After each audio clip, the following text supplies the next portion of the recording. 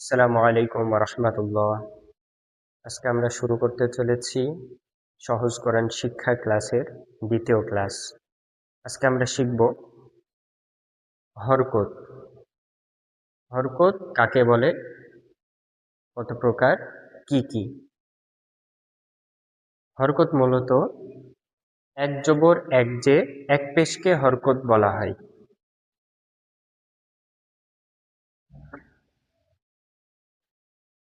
অর্থাৎ এই যে উপর থেকে কোনাকুনি একটি দাগ দিলে এটা হবে জবর, একটা জবর। আর নিচের দিকে যদি হয়, উপর থেকে কোনাকুনি নিচের দিকে নামে, তাহলে সেটা হবে জের। আর উপরের দিকে, উপরে যদি বাঁকানো হয় এবং গোল মাথা হয়, তাহলে সেটা হবে পেশ। অর্থাৎ এক জবর এক জের এক পেশকে হরকত বলে। হরকতের উচ্চারণ তাড়াতাড়ি করতে হয়। অর্থাৎ আপনি কোরআন পড়ার সময় যদি হরকতের উচ্চারণটা তাড়াতাড়ি না পড়ে টেনে পড়েন, তাহলে আপনার কোরআন পড়া ভুল হয়ে যাবে। আচ্ছা, এটা হচ্ছে জবর, তাই না? জবর সবসময় উপরে হয়।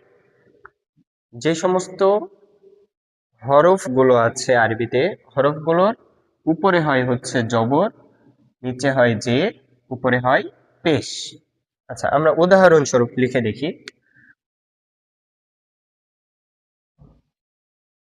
আমরা লিখছি হচ্ছে বা, বা, তাই না? বায়ের উপরে যদি আমরা কোনাকুনি দাগ দিই, তাহলে এটা হচ্ছে জবর, তাই না? আর নিচে যদি কোনাকুনি দাগ থাকে, সেটা হবে যে, এবং উপরে যদি গোল মাথা থাকে, তাহলে হবে পেশ। আচ্ছা, আমরা সহজভাবে বলতে পারি, তিনটা লিখে দেখাই আপনাদেরকে। তিনটা বা লিখলাম।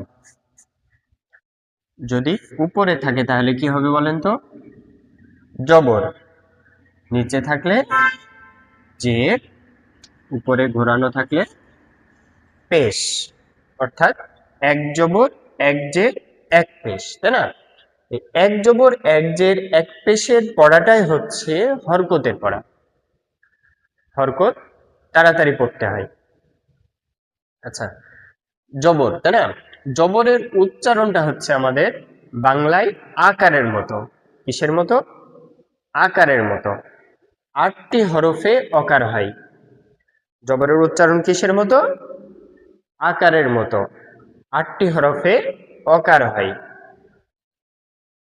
জের, জেরের উচ্চারণ হচ্ছে হস্যিকারের মতো।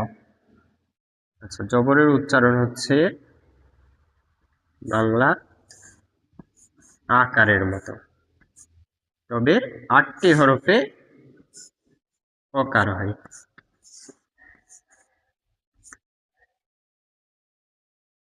জেরের উচ্চারণ কিসের মতো বললাম? হস্যিকারের মতো। হস্যিকার, তাই না? এই জেরের উচ্চারণ হচ্ছে হস্যিকারের মতো। পেশের উচ্চারণ হচ্ছে হস্যকারের মতো। তাহলে জবরের উচ্চারণ কিসের মতো?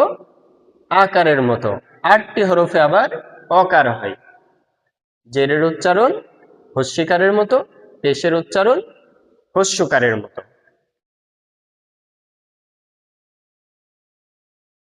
তাহলে আমরা আরবি হরফগুলোকে যখন পড়ব, তখন আমরা আকার, হস্যিকার এবং হস্যকারের মতোই আওয়াজ চলে আসবে।